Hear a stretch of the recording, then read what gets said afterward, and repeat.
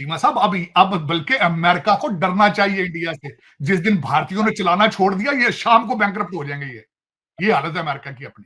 इस वक्त मजबूरी है अमेरिका की, जो मर्जी भारत करता रहे, ये उनके पांव में पड़े रहेंगे, हिलेंगे नहीं। ये मैं बता रहा हूं आपको। रोड शो किया जाता है भारत के वजीर आजम नरेंद्र मोदी साहब के साथ। हर दुनिया का बड़ा लीडर जीप पर खड़ा होता है और जीप पर वो निकलते हैं अपने रोड पर। रोड के दोनों अतराफ उनकी आवाम होती है और उनके ऊपर फूलों की पत्तियां निछावर की जा रही होती हैं। इसके साथ ही ये भी डेवलपमेंट नजर आ रही है कि 26 राफेल और 6 न्यूक्लियर बड़ा रोड शो हो रहे हैं। बड़ी एक साउथ एशियन कंट्री के अंदर इस तरह सड़कों पे फर्स्ट वर्ल्ड के लीडर का घूमना बड़ी बात, मैं इसको बड़ी ऑप्टिक्स है। मतलब एक मतलब खुशहाल थे और आज भी खुशहाल हैं। वो कोई इसमें भी टेंशन नहीं जिनको, वो बाकी सब एक है सारे वो लोग। ठीक है। अच्छा, हिंदू मुस्लिम का जो उधर जी हमें बताया जाता है, आपके तो जाहिर बात है रिलेटिव उधर मुसलमान हैं, लेकिन वो एक जगह खाना पीना, एक जगह उठना बैठना और शादियों में एक दूसरे के घर में आने बहुत आते हैं।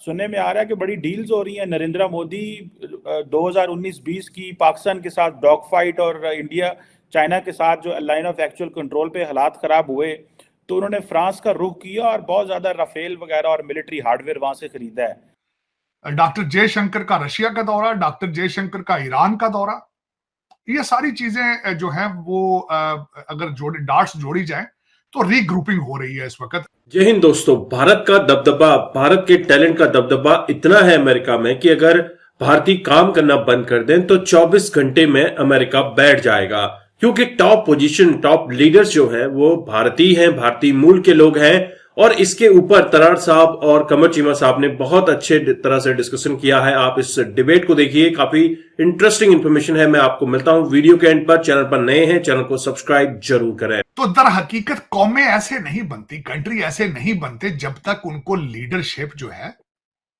वो प्रमोट ना करे। तो जब मैं अपनी तरफ देखता हूं तो दुख होता है। और तो कोई और वो मेरा फिर ये एक यही, मैं इसी बात पे जख्मी हूं कि दुनिया का हर कंट्री जो है वो हमारे पास से गुजर रहा है हारन देकर। हारन देकर वो तो और जहाज लग गया, वो लैंड किया उन्होंने राजस्थान। जारी बात है पाकिस्तान से तारड़ साहब गुजरे होंगे तो हारन में जाके डर गए। हारन बजा, हर कंट्री हारन बजा के गुजर रहा है और हमको वो कहते हैं शर्म हमको मगर नहीं आती। और कोई उम्मीद अभी तक कोई चांस नहीं लग रहा। कॉन्टिन्यूटी देखें कि 1998 से उस वक्त के जो फ्रेंच प्रेसिडेंट थे याक शराक, तब से लेके इंडिया के कम से कम 25 साल हो गए स्ट्रेटेजिक पार्टनरशिप है। ये कॉन्टिन्यूटी है हमारी चीन के साथ। वो पैडिचंग की स्ट्रेटेजिक पार्टनरशिप है, वो भी चीनी कभी नाराज हो जाते हैं, कभी राजी हो जाते हैं। नहीं, उनके साथ आपके कोई दोस्ती नहीं है, मैं नहीं मानूंगा इसके। ये आपके कहने पे हो, जिस तरह शहबाज शरीफ नवाज शरीफ के कान में कभी कह देता है हिमालय से ऊंची है, समुद्र से गहरी है, शिया से मीठी। स्वाय पैसों के आपके पास उनके साथ आपका कोई रिलेशनशिप नहीं, पीरियड। आपका इस वक्त दुनिया के किसी भी मुल्क के साथ रिलेशनशिप नहीं है जहां से पैसा नहीं आ रहा। आप उस दिन से डरे चीमा साहब, उस दिन से डरे जिस दिन इंडिया और चाइना ने अपने रिलेशनशिप ठीक कर लिया। उस टाइम से डरे आप बेचते हैं अपनी दुश्मनी उनके साथ। आप अपना भारत के साथ बॉर्डर बेचते हैं चाइना को, और आज से नहीं बेच रहे, 76 साल से बेच रहे हैं। उस दिन से डरे जिस दिन भारत ने अपने रिलेशनशिप चाइना के साथ अपने बॉर्डर चीजें सेटल कर ली। फिर आप कहां जाएंगे? तार साहब, जिस दिन इंडिया ने चीन से ताल्लुकात ठीक कर लिए, जो अमेरिका और वेस्ट से इंडिया को सपोर्ट आ रही है, वो भी बंद हो जाएगी सारा कुछ। नहीं तो ये तो एक सपोर्ट कौन सी? नहीं चीमा साहब, सपोर्ट कौन सी? अमेरिका कौन सी सपोर्ट दे रहा है भारत को इस वक्त?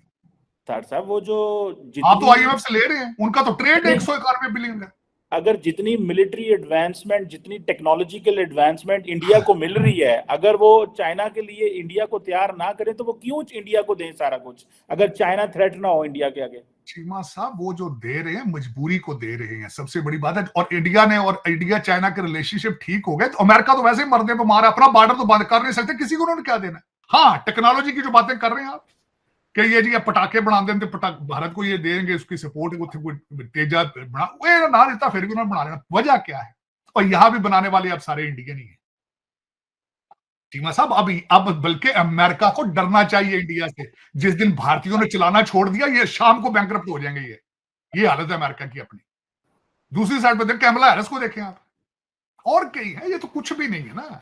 सीईओ देख लें, अब गूगल देखे, माइक्रोसॉफ्ट देखे, अब देखें तो सही ना, तो लाइन भी तो देखे ना। चीमा साहब इस वक्त मजबूरी है अमेरिका की, जो मर्जी भारत करता रहे, ये उनके पाँव में पड़े रहेंगे, हिलेंगे नहीं। ये मैं बता रहा हूं आपको। यूपीआई, जब आप यूपीआई से कोई चीज लेकर देते हैं किसी भी मुल्क के सदर को, और साथ आप कहते हैं अपने मुल्क के अपने सिस्टम के साथ इसको जोड़ो, आप सोच सकते हैं आप ये बात करें किसी से? सरकार तुसी तो दो चार वीजियां ते हर्षा दे छड़ दो, तुसी की गल्लां करदे। बड़ा रोड शो हो रहे हैं, बड़ी एक साउथ एशियन कंट्री के अंदर इस तरह सड़कों पे फर्स्ट वर्ल्ड के लीडर का घूमना बड़ी बात, मैं इसको बड़ी ऑप्टिक्स हैं। Similarities with the France.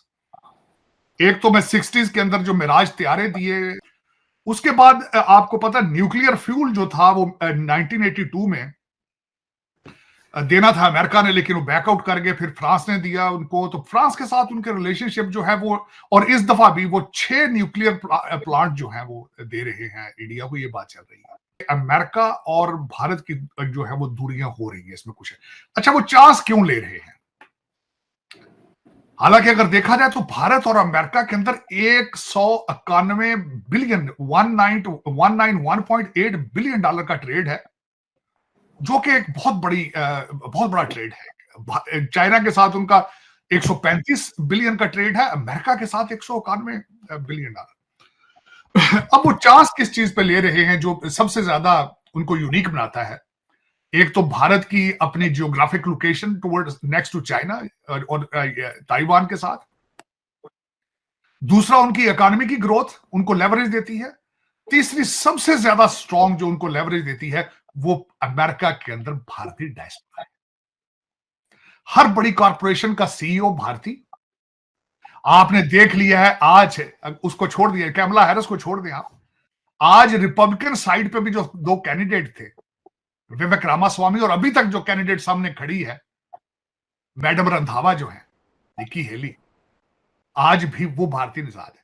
तो इससे आप थोड़ा सा ये अंदाजा लगाएं कि आप उनके पास लेवरेज है, उनके पास रूम है, तो तभी वो चांस इस चीज का ले रहे हैं।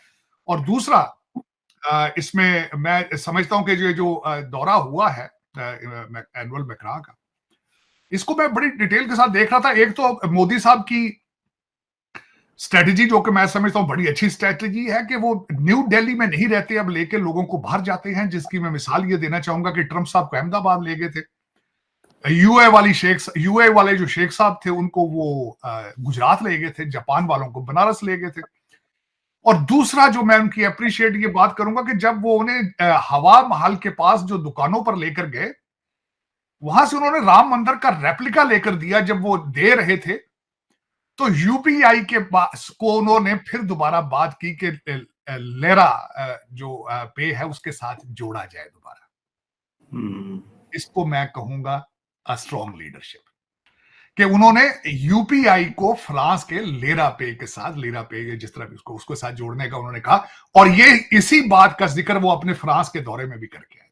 दोस्तों, आज के दिन फ्रांस के प्रेसिडेंट आए थे भारत 26 जनवरी अटेंड करने, और इसके बाद रोड शो भी किए गए, और इस रोड शो में फ्रांस के प्रेसिडेंट घूम रहे हैं नरेंद्र मोदी के साथ ओपन जिप्सी में, जिससे कि ये माहौल बनाया जा रहा है कि जब इतने बड़े मुल्क का लीडर ओपनली सड़कों में घूम सकता है, सड़कों में रोड शो कर सकता है, जिससे कि सेफ्टी और सिक्योरिटी का पूरा आपको आईना दिखता है, और इससे फॉरेन इन्वेस्टमेंट, फॉरेन कंपनीज का जो कॉन्फिडेंस है लॉ एंड ऑर्डर पे, वो बूस्ट होता है, और इससे बाहर से पैसा भारत में आता है। बोले तो फॉरेन कंपनीज अपना इन्वेस्टमेंट यहां पे करना चाहती हैं, उनको लगता है कि अगर उन्होंने इन्वेस्टमेंट भारत में की, उनका पैसा सिक्योर है और उनको जो आरओआई मिलेगा वो बहुत ही अच्छा होगा। डेफिनेटली आरओआई तो अच्छा होना ही है, क्योंकि भारत की पॉपुलेशन इतनी है, कंजम्पशन इतना है, वो बात की बात है। लेकिन जो मूड है, माहौल जो बोला जाता है, वो भारत का बहुत ही अच्छा अभी चल रहा है, और इससे ये पता चलता है कि नरेंद्र मोदी जो भी लीडर से मिलते हैं, गले मिलकर बात करते हैं, उनका आदर सत्कार भारत में किया जाता है। हालांकि ये इन्विटेशन पहले हमारे अमेरिका के बूढ़े राष्ट्रपति को गया था, लेकिन वो आए नहीं किसी कारणों की वजह से। बात करें करंट सिचुएशन की अमेरिका में, तो उसका जो डेवलपमेंट का ग्राफ है, उसका इकोनॉमी का ग्राफ है, जीडीपी का ग्राफ है, वो घटता ही जा रहा है, और इससे खासे चिंतित हैं अमेरिकन, और वो चाहते हैं कि भारत का कहीं ना कहीं फुल स्टॉप लगे। भारत इस तरह से जिस तरह से ग्रो कर रहा है, यहां पे थोड़ा सा उस पर ब्रेक लगे। लेकिन अमेरिका नहीं जानता कि अभी जो कमान है वो नरेंद्र मोदी सरकार के हाथ में है और नरेंद्र मोदी सरकार किसी की सुनती नहीं है। जो सही है वही करती है और अपने देश के लिए, अपने वतन के लिए मर मिटने वाली सरकार है। मैं यहां पे किसी सरकार का हिमायती नहीं हूं, आपको जो फैक्ट्स हैं वही बता रहा हूं। इंटरनेशनल मीडिया के हवाले से जो खबरें आ रही हैं कि नरेंद्र मोदी सरकार अब और भी रफेल्स खरीदने वाली है, जो कि भारत की जो सेफ्टी है, जो एयरफोर्स है, उसको और टाइटन करेगा। आई होप आपने ये वीडियो एंजॉय किया। मैं आपको मिलता हूं नेक्स्ट वीडियो में, तब तक के लिए थैंक यू। जय हिंद, जय भारत।